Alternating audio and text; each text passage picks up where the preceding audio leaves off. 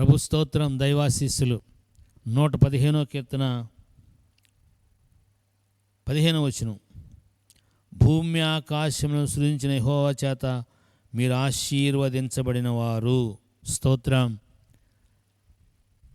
నీవు ఈ సాక్ష్యాన్ని కలిగి ఉన్నట్లుగా జాగ్రత్తగా మనసు పెట్టండి.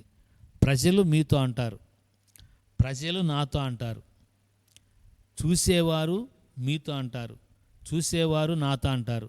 ఏమని? మీరు భూమి ఆకాశములను సృజించిన యెహోవా చేత ఆశీర్వదించబడిన వారు.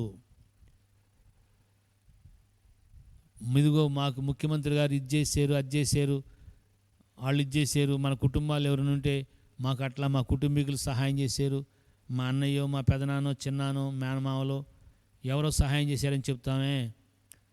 మా మేష్ గారు సహాయం చేశాడు బాగా చదువుకోవడానికి, పరుగు పందాల్లో ఆటల్లో పోటీల్లో పాల్గొనేవాళ్ళు మా కోచ్ మాకు ఈ విజయానికి కారణం అని చెప్తారే. అట్లా మనము భూమి ఆకాశములను సృజించిన యెహోవా వలన ఆశీర్వదించబడిన వారం.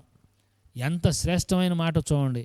ఒక మానవుల ద్వారా కానీ, ఒక రాజు ద్వారా కానీ, ఒక అధికారి ద్వారా కానీ, ఒక బంధువు ద్వారా కానీ ఆశీర్వదించబడ్డామని చెప్పట్లా. భూమి ఆకాశాలను సృజించిన యెహోవా వలన. ఎంత గొప్పవాడు మనల్ని ఆశీర్వదించాడో చూడండి, ఎంత గొప్పవాని చేత మనం ఆశీర్వదించబడ్డామో చూడండి. అందుకు హేతు మనలో ఏమి లేదు. ఆయన ఇష్టపూర్వకంగా నిన్ను నన్ను కోరుకుని ఆశీర్వదించాడు. నేను మిమ్మల్ని ఏర్పరచుకొనుట మిమ్మల్ని బట్టి కాదని ద్వితీయోపదేశకాండంలో ఇశ్రాయేలు గురించి మాట్లాడతాడు. మీరు బహుకొద్ది జనమే, అయినా నేను ఇష్టపూర్వకంగా ఏర్పాటు చేసుకున్నాను అంటాడు. ఇది మీ వలన కలిగింది కాదంటాడు. ఎఫెసీ పత్రిక 2వ అధ్యాయంలో కృపచేత మీరు రక్షించబడ్డారు, ఇది మీ వలన కలిగింది కాదంటాడు. యెహోవా చేత ఆశీర్వదించబడటానికి మనకి ఏ హేతు లేదు. ఆయన ఇష్టపూర్వకంగా ఆశీర్వదించాడు. ఎంత గొప్పతనం అండి, ఎంత మంచితనం అండి. నేను విన్నాను కొన్ని, ఒక ముఖ్యమంత్రి గారు దూరంలో ఉంటే ఒక స్నేహితుడిని పేరు పెట్టి పిలిచాయంట. అతని సంతోషానికి అవధులు లేవు. దేవుడు నిన్ను పేరు పెట్టి పిలిచి నిన్ను ఆశీర్వదిస్తే చూసేవారందరూ ఇతని యెహోవా చేత ఆశీర్వదించబడినవాడు. బా, ఎంత మంచి మాట అండి.